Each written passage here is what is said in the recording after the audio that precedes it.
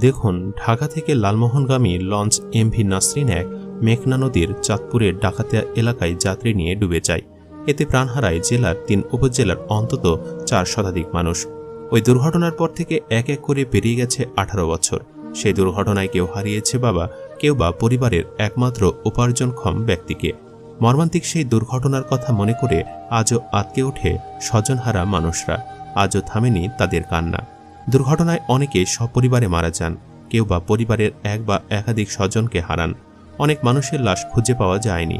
নিখোঁজরা ফিরে আসবেন এমন প্রতীক্ষায় এখনও অনেকে অপেক্ষায় আছেন।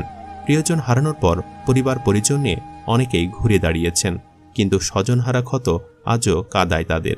জানা গেছে, অতিরিক্ত যাত্রী ও মাল বোঝাই করার কারণে পানির প্রবল ঢেউয়ে নাসরিন ১-এর তলা ফেটে গেলে প্রায় ২,০০০-এর বেশি যাত্রীসহ ডুবে যায়। লঞ্চে থাকা যাত্রীদের মধ্যে ১/৩ মর্মান্তিক মৃত্যু ঘটে।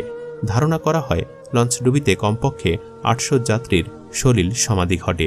এদের মধ্যে শুধু লালমোহনেরই যাত্রী ছিলেন ৪ শতাধিক। এছাড়া চরফ্যাশন সহ অন্য উপজেলারও কিছু যাত্রী ছিলেন। এরপর ১৮ বছর পেরিয়ে গেছে, কিন্তু স্বজন হারাদের কান্না আজও থামেনি। আজও সেই ভয়ালো স্মৃতির কথা মনে করেন তারা। এদিন এলেই তারা কান্নায় ভেঙে পড়েন। স্থানীয় সূত্র জানায়, ওই দুর্ঘটনায় অনেকেই সপরিবারে মারা যান। অনেক নিখোঁজদের লাশ পাওয়া যায়নি। দুর্ঘটনার ১-১.৫ মাস পরও নিহতদের লাশ লালমোহন, চরফ্যাশন, মনপুরা ও দৌলত খান সংলগ্ন মেঘনা ও তেঁতুলিয়ার বিভিন্ন পাড়ে ভেসে উঠতে থাকে। অর্ধগলিত ওই লাশগুলো শেষ পর্যন্ত শনাক্ত করতে পারেননি স্বজনরা। অনেক লাশ আবার বেওয়ারিশ হিসাবে দাফন করা হয়।